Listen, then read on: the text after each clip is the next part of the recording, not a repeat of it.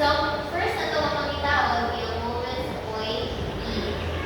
So, ayun yung punta, nabigay ng patuyo. Summation of the moment at point B is the unit of moments equals to 0. So, susulat ang patuyo. Ito ang iyong laro. So, first ay negative ay times 1.4 plus 60 times 9.81 times 0.9 equals to 0. So, itong negative ay wala negative siya, kaya ano siya dinig. Kaya patulong na siya dinig. Kaya nga ito kayo mga pwede siya, kaya patulong na siya dinig. So, negative siya. Negative siya patulong sa point B. Tapos alin siya ay 1.4. Kay, ano 1.4 ka na? I-add ang 0.5 and 0.9. Sure. Okay, dahil na ito 0.5 plus 0.9. Wala, 1.4. Kaya naman siya i-discuss na 0.5 0.9 plus, yan na siya 1.4. So, ulit siya 1.4. Plus 60 kilogram times 9.81 newton. Patuyog na siya, positive na siya guys, kaya sakto man na yung patuyog. Patuyog na siya patulong nini sa point B na siya i-discuss na 0.9 meter. So, ato na i-solve atong AY karon kay 378.39 per meter. Wala na to ang moment sa point B.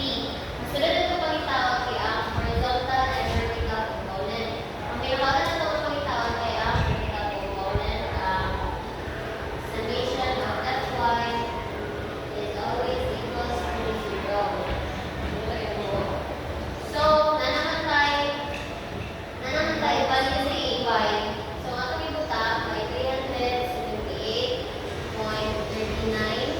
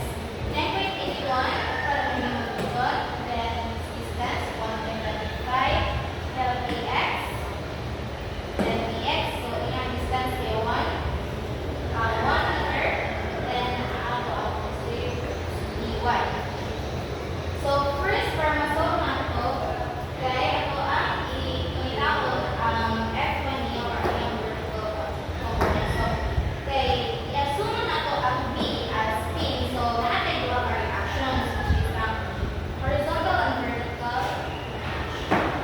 So,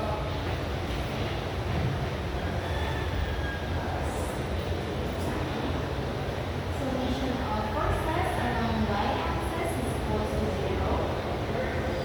So, apply actions y minus 75 minus 9.1 is equal to 0. So, by is equal to 735.75.